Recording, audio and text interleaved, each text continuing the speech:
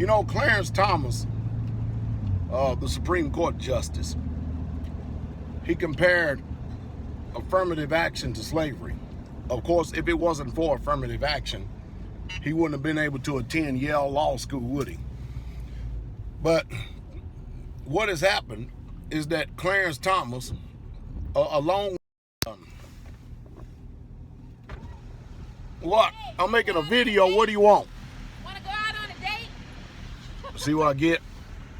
See what I get when I'm making a video? I'm trying to pick him up at a stoplight. My wife trying to pick me up at a stoplight. Unbelievable, isn't it?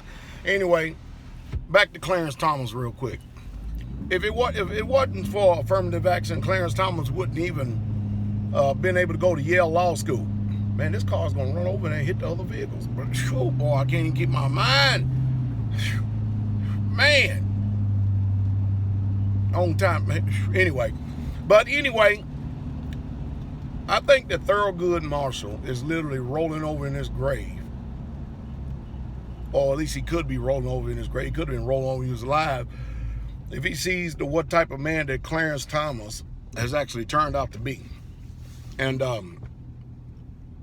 I mean, I've heard somebody say that instead of Jim Crow law, they should call it Thomas Crow law. Is this that bad?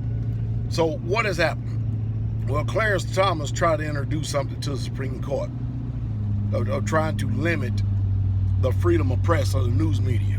As a matter of fact, years and years and years ago, it had failed because whenever outside sources began to report media of what was going on, or news, what was going on inside the state,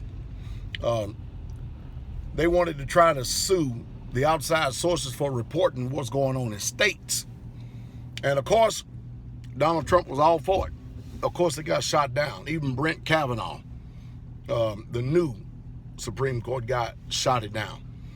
Now, I don't know what's the status of Ruth Bader Ginsburg, but I am utterly appalled and amazed how long these people can stay on this court. I really, truly am. These people, whatever it is and whatever they do, man, they live like 100 years.